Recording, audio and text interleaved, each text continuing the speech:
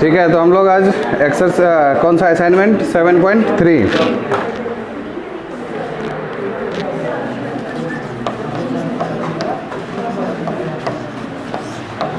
ये assignment based है आपका एसी अप्लाइड टू कैपेसिटर, है ना। तो कैपेसिटर के ऊपर बेस्ड है। इसमें मेनली हम लोगों ने इससे पहले इंडक्टर और रेसिस्टर वाला और जो था आरएमएस वैल्यू वो सब तो हो ही गया है, ठीक है।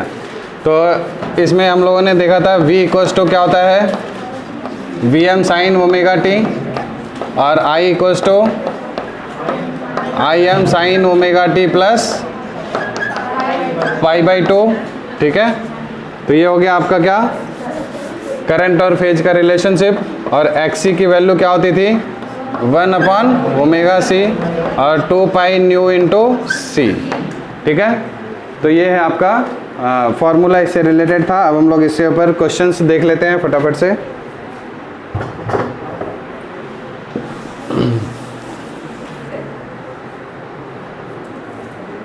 क्वेश्चन नंबर 1 देखिए, capacitor as a capacitance of, capacitance दे रखा है 1/π माइक्रोफेराड, ओके।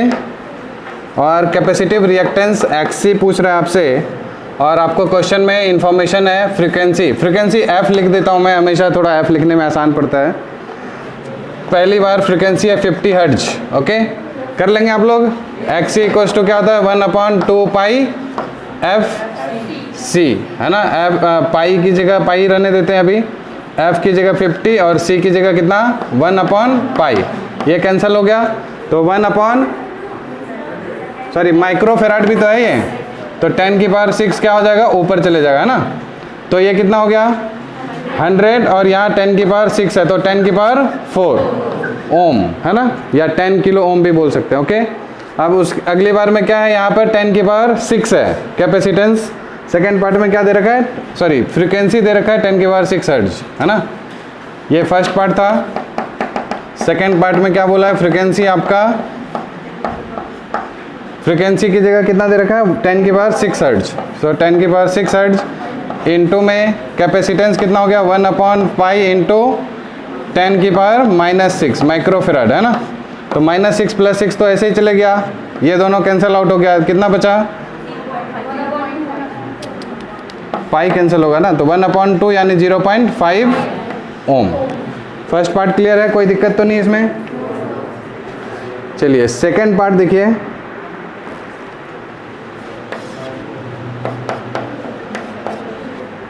कैपेसिटर एज अ रिएक्टेंस। तो XC आपको क्वेश्चन में गिवन है 100 ओम, ओके, एट 50 हर्ट्ज। फ्रीक्वेंसी दे रखा है कितना, 50 हर्ट्ज। तो what will B it's reactance, है ना। XC डैश पूछा है जब फ्रीक्वेंसी आपका कितना हो जाए, 125 हर्ट्ज, ठीक है। हुआ था ये आप लोगों से, सिंपल है, कुछ नहीं करना है इसमें। XC हम जानते हैं XC is inversely proportional to frequency, क्योंकि XC is equals to 1/2π nu C, है ना। तो ये इनवर्सली प्रोपोर्शनल, तो हम लोग यहाँ से बोल सकते हैं कि XC अपॉन में XC डैश, है ना, is equals to nu dash divided by nu, बोल सकते हैं। यहाँ से एक रिलेशन बनेगा, इनवर्सली प्रोपोर्शनल है तो बोलिए। तो बस अब पुट कर दीजिए यहाँ से, XC 100 divided by XC dash is equals to nu dash 125 divided by 50, हो गया, है ना। तो यहाँ से XC डैश आपका कितना हो गया, 50 इंटू 100 डिवाइडेड बाई 125, 25 5 10 कितना आ गया, 40 ओम। क्लियर है, सिंपल। जो जिन लोगों से नहीं हो रहा था, अब आ रहा है समझ में। बहुत सारे ऐसे बच्चे थे जिन लोगों को ये सब डाउट्स था, है ना। क्लियर हो रहा है कि नहीं, ओके। क्वेश्चन नंबर 3 देखिए,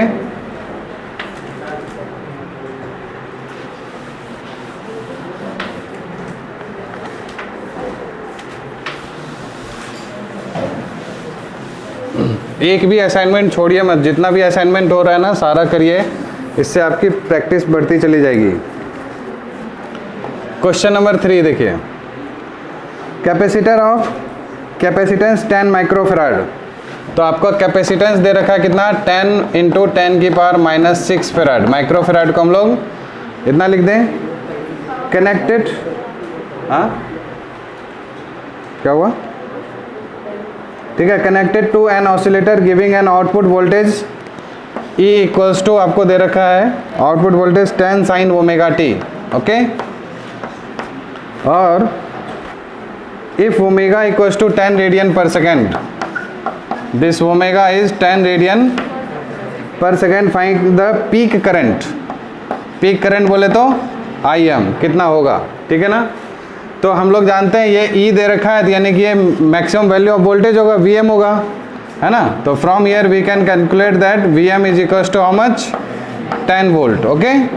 अब हमको IM चाहिए, तो IM इक्वल्स टू क्या होगा, VM अपॉन रेसिस्टेंस। और रेसिस्टेंस के लिए क्या है, प्योरली कैपेसिटिव सर्किट है, समझ रहे हैं ना।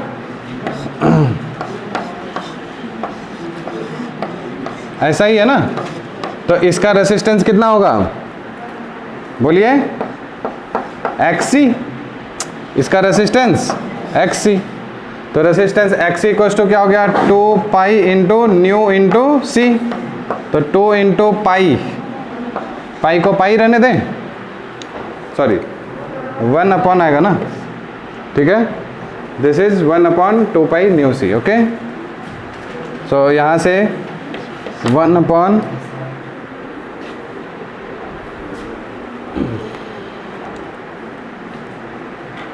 1/2 इंटू पाई इंटू फ्रिक्वेंसी कितनी थी, सॉरी फ्रिक्वेंसी की जरूरत क्या है, ओमेगा दे रखा ना। दिस इज व्हाट, 1/ओमेगा C। और 1/ओमेगा कितना, 10, और C कितना, 10 इंटू 10 की पावर माइनस 6। तो ऊपर जाएगा तो 10 की पावर 6। तो यहाँ से कितना आ गया XC, 10 की पावर 4 ओम। क्लियर है, दिक्कत हो गया क्या, चलिए। तो यहाँ से I इक्वल्स टू क्या हो गया, करंट VM अपॉन में XC। तो VM कितना, 10, और XC कितना, 10 की पावर 4। तो ये कितना हो जाएगा, 10 की पावर माइनस 3 एम्पियर, नहीं, या 1 मिली एम्पियर। क्लियर है, 10 अपॉन 10,000 है ना, तो 1/1000, 1/1000 मतलब 10 की पावर माइनस 3, ठीक है। तो इसका आंसर 1 मिली एम्पियर। क्लियर,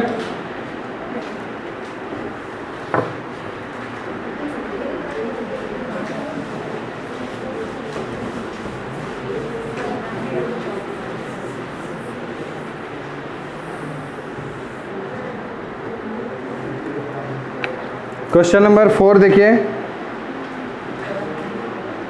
4 क्या कह रहा है कि coil has an inductance of 1 henry, ठीक है। कॉइल दे रखा है आपको, और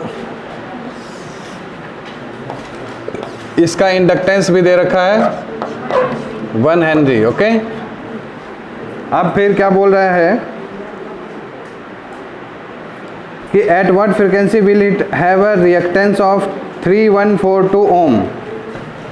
आपका एक्सेल दे रखा है 3142 ओम, समझ आ रहा है। कॉइल का रिएक्टेंस इतना दे रखा है, और हमसे पूछा है कि क्या फ्रीक्वेंसी होगी, ओके। फर्स्ट पार्ट, तो फर्स्ट पार्ट पहले हम लोग निकाल लेते हैं, उसके बाद फिर आगे करेंगे। एक्सएल इज इक्वल्स टू कितना, omega L 2 pi new into L, ठीक है। तो हम लोग को यहाँ से फ्रीक्वेंसी चाहिए, तो एक्सएल हमारा 3142, और पाई की वैल्यू इस क्वेश्चन में हिंट दे रखा है कितना, 3.142 लेना है, ओके। और इंटू में फ्रीक्वेंसी, इंटू में एल कितना, 1 हेनरी, ओके। तो यहाँ से ये देखिए, ये कैंसिल आउट हो जाएगा, है ना। लेकिन यहाँ पर क्या है, 1000 भी तो आएगा, डेसिमल हटेगा तो, ठीक। और ये इससे कट रहा है तो कितना, 500, ठीक है। तो यहाँ से फ्रीक्वेंसी कितनी हो गई, 500 हर्ट्ज। सिंपल कैलकुलेशन है ये तो, ओके। अब क्या पूछ रहा है इसी का सेकेंड पार्ट कि what should be the capacity of capacitor which has the same reactance at that frequency. ठीक है आपसे पूछ रहा है कि what should be the capacity of capacitor, यानी कि सी की वैल्यू पूछ रहा है आपसे क्वेश्चन में। ठीक है सी की वैल्यू कब, जब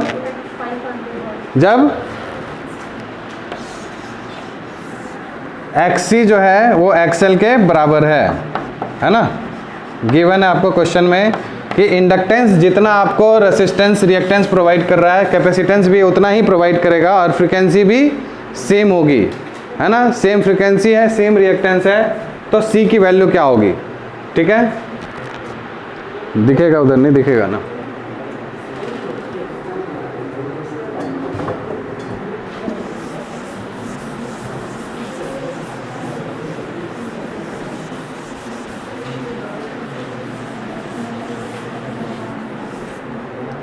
तो अब देखिए यहाँ से हम लोग क्या कर दें, XC इक्वल्स टू XL और XL आपको दिया हुआ है कितना 3142। ओके तो इतना हो गया ओम। और हम जानते हैं XC इक्वल्स टू क्या होता है 1 अपॉन वो मेगा नहीं मालूम है ना, तो 2 पाई इंटू न्यू कितना 500 इंटू C। ठीक है ना। और XC की जगह पे हम लोग रख दें 3142। Okay equals to 1 upon 2 into 3.142 pi की वैल्यू, और इंटू 2 इंटू 500 को सीधा 1000 लिख दें क्या, 1000 है ना, इंटू में C। तो देखिए ये दोनों तो मिलके ख़त्म हो गया, तो ये क्या हो गया C इक्वल्स टू डायरेक्टली लिख दें 3142 का होल स्क्वायर, या 3142 इंटू 3142 नहीं। अब ये कितने के बराबर होगा, जैसे इसको कैलकुलेट कैसे करेंगे ये देखिए 3.142 यानी कि पाई है, बोलिए। और इसका अगर हम लोग स्क्वायर करते हैं, आपको मैंने बताया था शॉर्टकट में पाई का स्क्वायर कितने के बराबर होता है 10। ठीक है तो एक काम कीजिए आप इसको 3.142 ये तो है ही, ठीक है समझ रहे हैं ना, तो इसको 3.142 इंटू 3.142 कर लीजिए। ठीक है तो ये दोनों मिलकर कितना हो गया 10, और यहाँ पर 1000 और ये 1000 है ना, तो 10 की पावर 6। नहीं समझ में आया, मैं क्या क्या नहीं समझ में आया आपको। शॉर्टकट 3 ये था 3142, मैंने क्या किया 3.142 3.142, तो 10 की पावर 6 से मल्टीप्लाई भी करना पड़ेगा ना, क्योंकि हम क्या कर रहे हैं इसको 3 डिजिट यहाँ से हटा दिए, 3 डिजिट है तो 10 की पावर 6 से मल्टीप्लाई। ठीक है और पाई इंटू पाई स्क्वायर यानी 10, तो 10 इंटू 10 की पावर 6। कैलकुलेशन समझ में आया शॉर्टकट। ठीक है तो इसको आप इतना लगभग लिख सकते हैं। तो इसका आंसर कितना दे रखा है 0.11 माइक्रोफेराड। माइक्रोफेराड कैसे हो गया, हाँ 1/C था। अच्छा ठीक है ये C, ये जो है ना C की वैल्यू ये कितने के बराबर आ रहा है 1/C के बराबर इतना आ रहा है ना, तो C की वैल्यू क्या हो जाएगी 1/10 की पावर 7 है ना, यानी कि 10 की पावर -7। ठीक है तो 1/10 कितना होता है 0.1 के आसपास, तो इसलिए आंसर में इसका क्या है 0.11 माइक्रोफेराड। समझ आ रही बात। अरे इसको हम लोग कैसे लिखेंगे 1/10 इंटू 10 की पावर -6, और 1/10 क्या होता है 0.1, और हम यहाँ पर क्या कर रहे हैं अप्रॉक्स ले रहे हैं। एक्चुअली में पाई स्क्वायर की वैल्यू होती है 9.87 एक्चुअल में, लेकिन हमने 10 लिया है तो थोड़ा बहुत तो चेंज आएगा ना, तो इसलिए 0.11 माइक्रोफेराड। आ रही बात समझ में। तो बट आपको थोड़ा सा यहाँ पर चालाकी करना होता है। अब इसको 3142 कितनी मल्टीप्लाई करते करते ज़िंदगी बीत जाएगी, तो आप सीधा 0.1 माइक्रोफेराड लिख दीजिए, ख़त्म। 0.11 नहीं लिखे तो या ऑप्शन ऐसा कुछ दिखेगा तो आप उस तरह से लगा लीजिएगा। सही clear.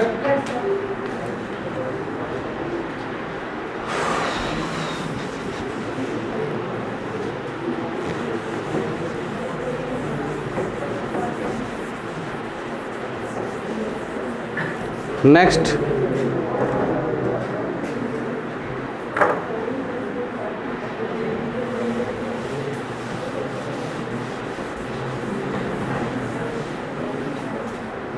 Next question number 5. An alternating voltage V equals to दे रखा है आपको 200√2 sin 100t. Okay, is connected to 1 microfarad capacitor. Capacitance दे रखा है 1 माइक्रोफेराड. ठीक है, उधर आप लोग जैसे नहीं किए, कर लिया उधर सब कोई किया हुआ है पहले से. जो नहीं किया साथ साथ करते चलिए, सही रहेगा. ठीक है, जैसे मैं ये डिजिट्स लिख रहा हूँ आप साथ साथ करिए जो लोग नहीं किए थे. तो connected through AC ammeter, what will be the reading of ammeter. ठीक है, तो एमीटर रीड कौन सा करता है, मैक्सिमम वैल्यू या एवरेज वैल्यू. एमीटर कौन सी वैल्यू रीड करता है, मैक्सिमम या एवरेज, आरएमएस वैल्यू. ठीक है, तो यहाँ से ये जो वैल्यू है ये बेचारा कौन सा वैल्यू है, ये आरएमएस है ना. ये कौन सी वैल्यू, आरएमएस ही तो है, मैक्सिमम वैल्यू. ठीक है, so it is given to maximum value कितना 200√2. तो हम लोग आरएमएस वैल्यू अगर निकालना चाहें तो क्या हो जाएगा, Vm/√2. समझ आ रहा है. सो इतना डिवाइडेड बाई √2, खत्म. तो कितना हो गया 200 वोल्ट. आरएमएस वैल्यू हो गई 200 वोल्ट. क्योंकि हम लोग को क्या है कि आरएमएस करंट निकालना है तो आरएमएस वोल्टेज चाहिए. सही बात. ओके, तो यहाँ से करंट निकालने के लिए आरएमएस वोल्टेज तो निकल गया, अब रिएक्टेंस निकालना है XC. तो XC इक्वल्स टू कितना 1/ωc. ओमेगा दे रखा है क्या, हाँ ये देखिए इतना साइन ओमेगा टी. तो ओमेगा यहाँ से कितना हो गया 100. आ रही बात सबको समझ में. तो दिस इज 1/100 इंटू कैपेसिटेंस कितना 1 माइक्रोफेराड. तो माइक्रोफेराड तो 10⁻6 ऊपर चले गया. सही है. So it comes out to be 10⁻4 ohm. Any problem.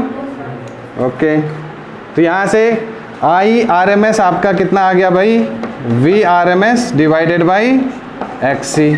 VRMS how much 200 और XC हाउ मच 10⁻4. तो ऐसा लिखूं क्या, चलेगा. 10⁻4 को ऐसा भी तो लिख सकते हैं. तो ये बेचारा जिंदगी से गया, यानी कि 2/100. तो 2/100 कितना हो गया 0.02 amperes. This is will be the reading of ammeter. समझ आ रहा है सबको. Question number 6.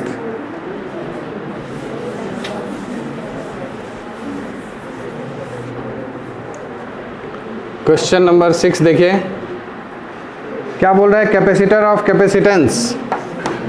ऐसे सारे क्वेश्चन देखिए क्या करना है, ऐसा कुछ भी नहीं है. पूरे जितने भी असाइनमेंट्स हैं सब में आप इस चैप्टर में क्या करना होता है, पहले जो जो दिया हुआ इन्फॉर्मेशन बस, और क्या निकालना ये लिखा, उसके बाद फिर फॉर्मूला पुट किया, आंसर आया. कुछ नहीं है, दिमाग ज़्यादा लगाना ही नहीं होता इसमें. ठीक है. सो कैपेसिटेंस आपका दे रखा है 2 माइक्रोफेराड कनेक्टेड अक्रॉस. पहले आपको दे रखा है फर्स्ट पार्ट में इसमें 220 वोल्ट और 50 हर्ट्ज. ठीक है, इस कैपेसिटर को इसके अक्रॉस कनेक्ट किया और फिर सेकंड में दूसरा वोल्टेज और एसी दे रखा है आपको. सेकंड पार्ट में दे रखा है इसी चीज़ को हमने 120 वोल्ट और 60 हर्ट्ज एसी सोर्स के साथ कनेक्ट किया सेकंड पार्ट में. ठीक है, कैपेसिटेंस वही है सेम, सोर्स चेंज कर दिया. Okay, so calculate the maximum current in the capacitor. तो IM आपसे पूछ रहा है क्वेश्चन में. ठीक है, maximum current in the capacitor in both the cases. ठीक है, तो क्या करेंगे मैक्सिमम करंट निकालने के लिए, IM is equals to Vm/ω, Vm/XC. So Vm और 1/XC क्या होता है ωc. खत्म बात. तो Vm 200 वोल्ट 220 वोल्ट 50 हर्ट्ज. ये क्या है 220 वोल्ट 50 हर्ट्ज. ये इसका मैक्सिमम वोल्टेज दे रखा है ना. ठीक है, कि आरएमएस वोल्टेज. जैसे जब भी कोई भी इस तरह से दिया हुआ है इसका मतलब ये आपको आरएमएस वैल्यू दिया हुआ है. ठीक है, समझ गए. क्योंकि जो सप्लाई कर रहे हैं सप्लाई वोल्टेज आरएमएस वोल्टेज होता है और वही वोल्ट मीटर रीड करता है. तो इसमें हम लोग को क्या करना पड़ेगा, मैक्सिमम वैल्यू निकालने के लिए Vm कैसे आएगा, Vrms इंटू √2। समझ आ रही बात, कोई दिक्कत? तो Vm निकालने के लिए Vrms, यानी कि Vrms कितना हो गया, यहाँ लिख देता हूँ मैं, Vrms into √2 into omega. Omega given है नहीं, फ्रीक्वेंसी दिया हुआ है, तो 2 पाई न्यू इंटू सी। आ रही बात समझ में?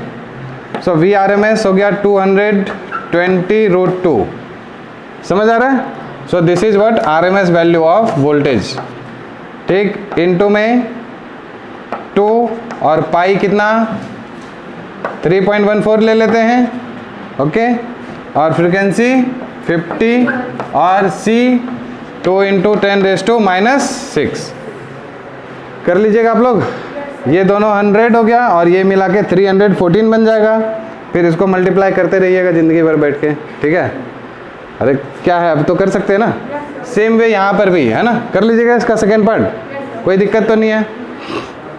ओके, लास्ट क्वेश्चन, यही लास्ट था क्या? नहीं नहीं, एक और क्वेश्चन है, बाद में दिख गया होगा मेरे को तो डाल दिया होगा मैं। क्वेश्चन नंबर 7 लिख लो, नहीं है तो ठीक है, सब कुछ में चेंज होता है, संविधान बदलता है, तो असाइनमेंट में चेंज नहीं आ सकता। कैपेसिटर ऑफ 1 माइक्रोफेराड, कैपेसिटेंस आपका दे रखा है 1 माइक्रोफेराड, ठीक, connected to AC source of EMF। EMF आपको दे रखा है 210 sin 100 pi t, okay. Write an equation for instantaneous current, current की आपको इक्वेशन लिखनी है, ओके, करंट की इक्वेशन लिखनी है इंस्टेंटेनियस करंट की, and give the reading of AC ammeter connected in the circuit. तो यानी कि एमीटर की रीडिंग क्या होगी वो भी आपको बताना है, ओके। तो क्या करेंगे, तो करंट की रीडिंग, करंट की इक्वेशन के लिए I = Im sin ω t करके आएगा, तो Im पहले निकाल लेते हैं हम लोग। सो Im = क्या होगा, दिस इज Vm और अपॉन में XC, तो 1/XC क्या बन गया, ω/C। Any problem? ओके, तो Vm आपका कितना 210 है ना, और इंटू ओमेगा, ओमेगा कितना 100 पाई, और इंटू में C कितना 1 इंटू 10⁻⁻⁶। तो इसको आप मल्टीप्लाई कर लीजिएगा, तो यहाँ से Im आ जाएगा, ठीक है। यहाँ पर ये पाई की वैल्यू 3.14 रखिएगा, 3.14 इंटू ये देखिए कितना हो गया, पाई इंटू 100, तो ये हो गया 314, और इंटू 10⁻⁻⁶। ये आपको कट पीट के कितने के बराबर आ जाएगा, 0.066 0.066 एम्पियर, ठीक है। हाँ,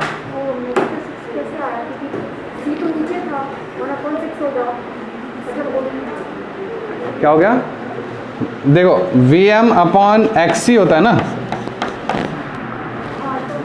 तो Vm/XC की जगह 1/ωc, तो ω/c ऊपर जाके मल्टीप्लाई हो गया। नहीं समझ आया?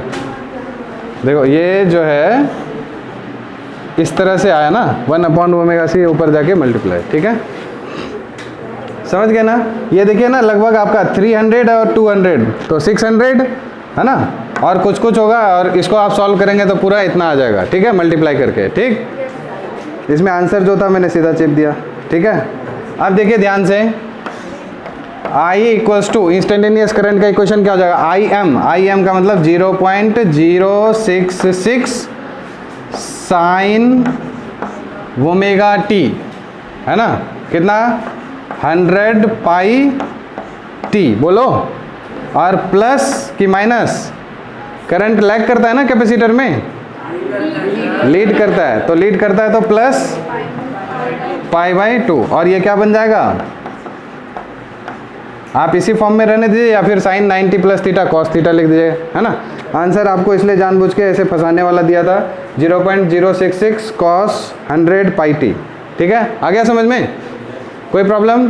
फर्स्ट पार्ट में ये है, और second part what is the reading of AC ammeter. Okay, so what is this, what is this, अरे ये क्या है, IM है ना, ये जो आया IM. तो IRMS reading of ammeter AC ammeter क्या होता है, RMS वैल्यू कैलकुलेट करता है ना. तो IM की वैल्यू क्या हो जाएगी यहाँ से, सॉरी IRMS की वैल्यू क्या हो जाएगी, IM बाई √2. तो इसमें 0.066 डिवाइडेड बाई 1.414. सॉल्व कर लीजिएगा, जो भी आएगा आंसर आ जाएगा 0.046. इसका फाइनल आंसर है 0.046. तो थोड़ी यहाँ पर कैलकुलेशन होती है, ठीक है.